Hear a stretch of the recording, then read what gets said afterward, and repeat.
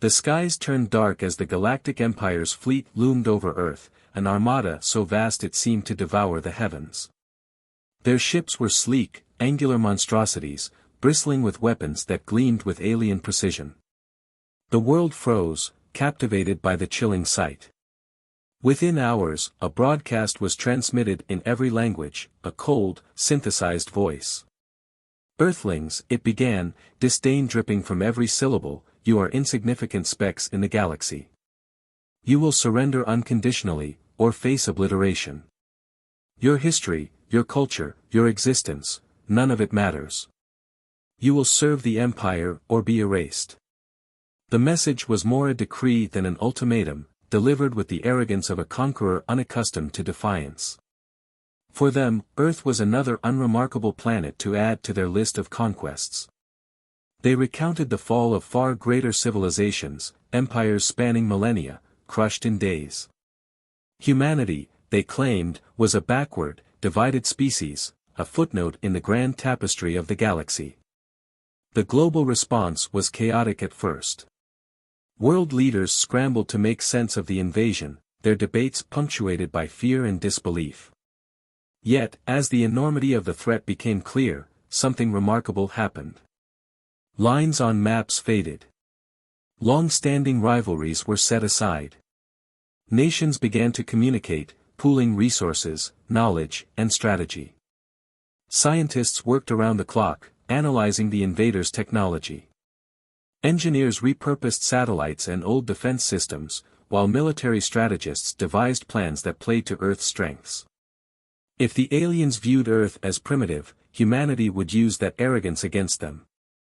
Guerrilla tactics were discussed, turning cities into traps, exploiting terrain the invaders couldn't possibly understand, and weaponizing even the smallest technological advantages.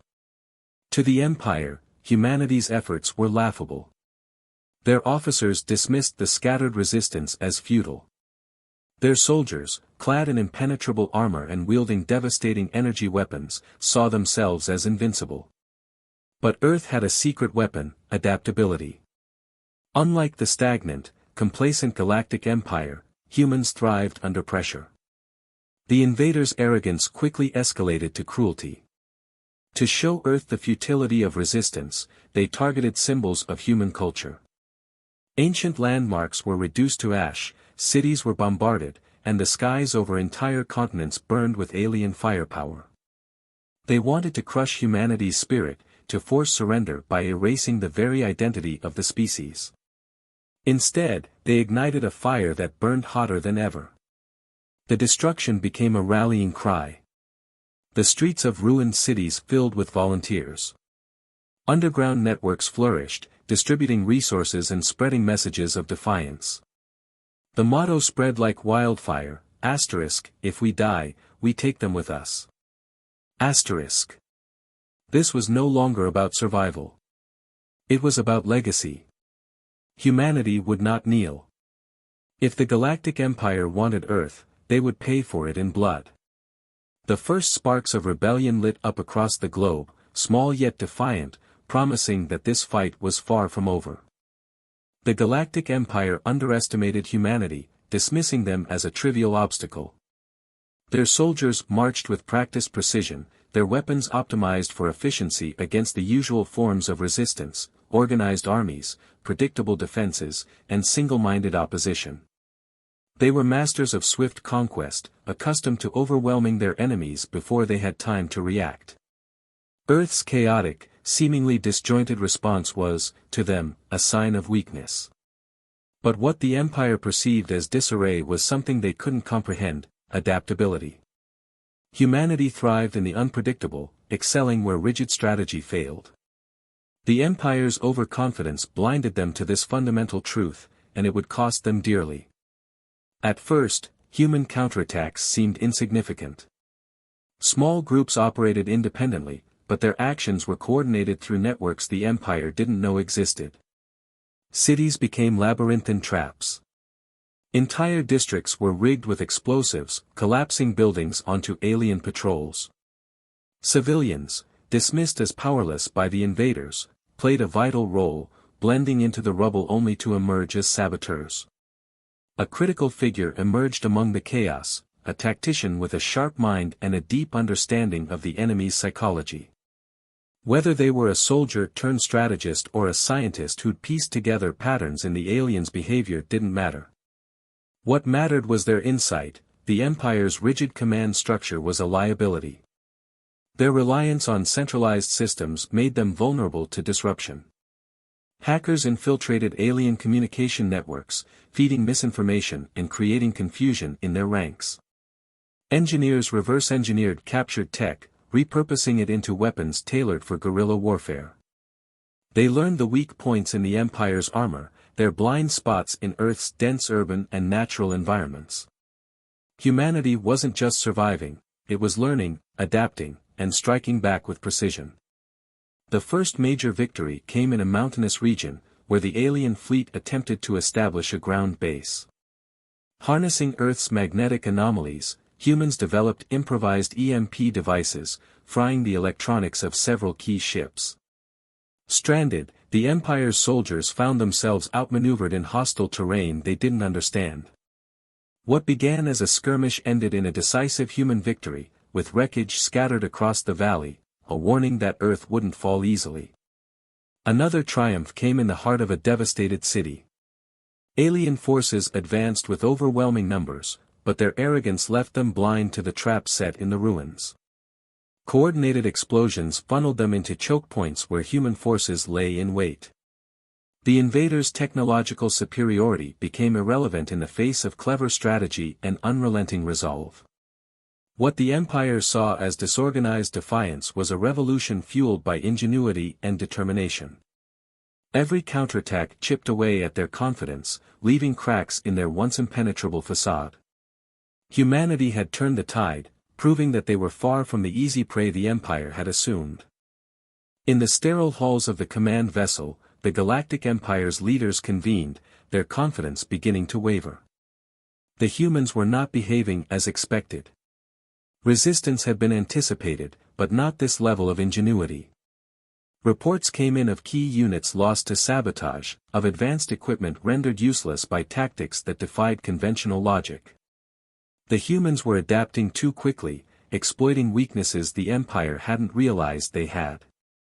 These creatures are not like the others, one commander admitted, his voice tinged with unease. Their technology is inferior, but their creativity compensates. They turn every failure into a lesson. Another, more dismissive, countered, they're disorganized, chaotic. We'll break them with more force. But doubt lingered. The Empire had built its dominance on predictability. Every species before Earth had folded under their might, unable to match their overwhelming power and systematic precision. Yet here was a species thriving in chaos, turning disorder into an advantage. For the first time in millennia, they were questioning not just their tactics but their assumptions. Meanwhile, on Earth, the cracks in the Empire's confidence only strengthened humanity's resolve. Across the globe, people united in ways that had once seemed impossible. Soldiers fought alongside engineers, scientists shared breakthroughs with guerrilla fighters, and civilians played pivotal roles in maintaining supply lines and communication. This was no longer a fight for nations, it was a fight for survival. From the ruins of alien ships, humanity scavenged what they could. Fragments of advanced technology were repurposed into weapons and tools, each one more ingenious than the last. In makeshift labs, scientists reverse-engineered the alien energy cores to create powerful explosives, capable of piercing even the most advanced armor. They adapted alien shielding tech to protect critical locations. Desperation bred innovation at a pace the Empire couldn't comprehend. The culmination of these efforts came in the form of a unified strike against the Empire's orbital command station. Coordinated from multiple fronts, humanity deployed their improvised arsenal in a daring assault. Using cloaked drones powered by scavenged alien tech, they bypassed the station's defenses and delivered precision strikes to its most vulnerable points. Explosions rippled through the colossal structure, sending debris raining down into the atmosphere. For the first time, the Empire suffered a defeat so profound it couldn't be ignored. The station's destruction crippled their operational control, leaving their forces disorganized and vulnerable. Humanity had dealt a blow that echoed far beyond Earth, a message to the galaxy that the unyielding might of the Empire was not invincible. The victory wasn't just tactical, it was psychological.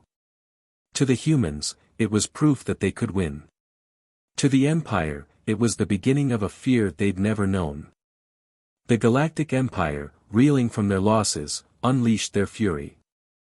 Their retaliation came swift and merciless, with an armada of reinforcements equipped with weapons humanity could scarcely comprehend. These were instruments of annihilation, capable of erasing entire cities in moments. Their strategy was no longer one of conquest but extermination. Earth had proven too costly to subjugate, now, it would serve as an example. On the ground, humanity prepared for what many believed would be the final stand. Civilians huddled in hastily constructed shelters, while the skies above turned into a battlefield.